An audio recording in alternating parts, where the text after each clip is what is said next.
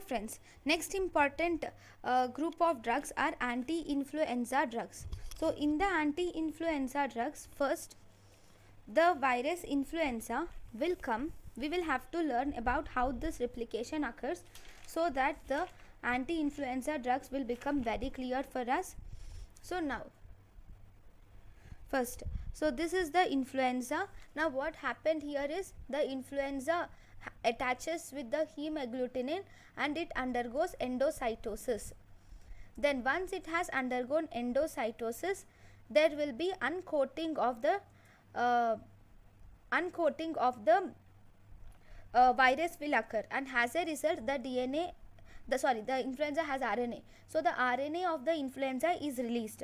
So this RNA now undergoes replication and finally it leads to the synthesis of proteins which will form viral assembly and goes out by budding. So the same thing, I will label it properly.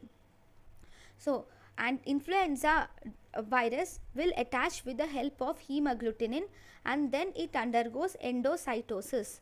Then this influenza has a protein called as M protein. It has a protein called as M protein.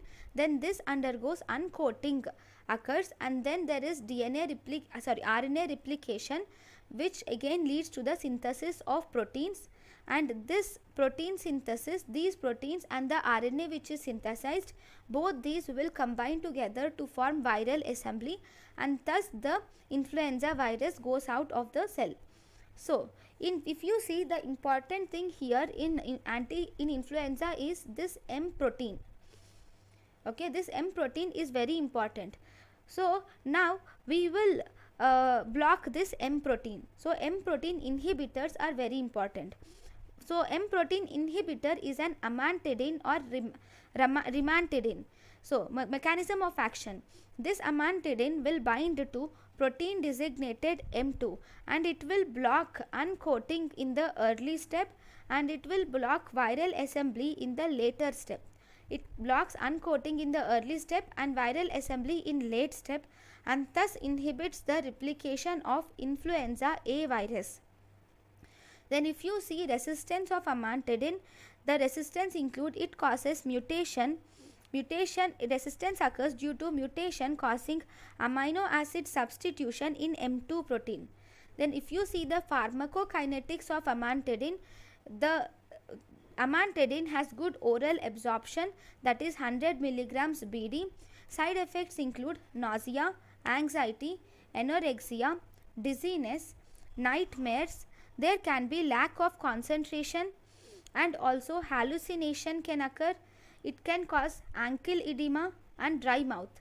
The use of amantadine is, we can use it in the treatment of influenza A and Parkinsonism.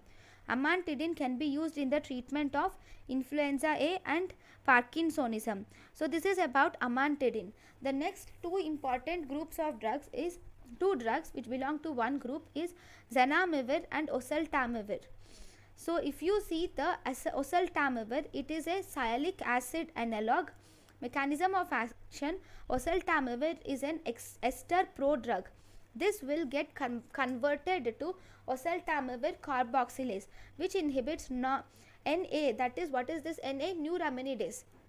See, influenza virus contains neuraminidase and also hemagglutinin on their surfaces, which are very important for their pathogenesis.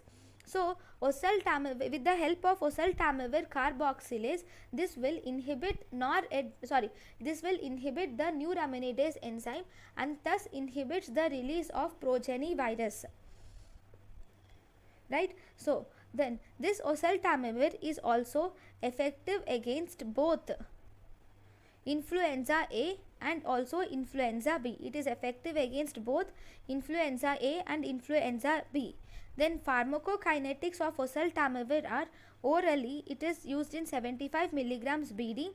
Side effects include, it causes nausea, vomiting, and if you see the use of oseltamivir, oseltamivir is used as drug of choice for bird flu, that is H5N1, and also drug of choice for swine flu, that is H1N1.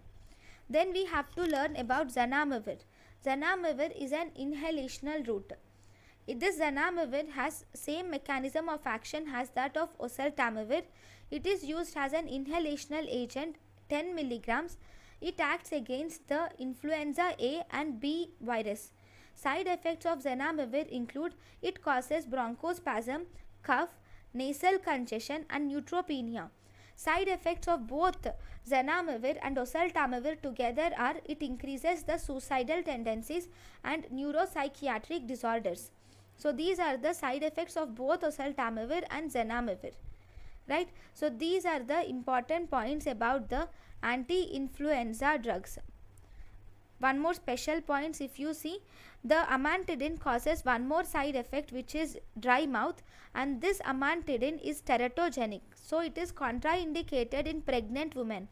Zanamivir causes other side effects like cough, nasal congestion and neutropenia are also caused by zanamivir. So these are the important points about anti-influenza drugs. Thank you for watching.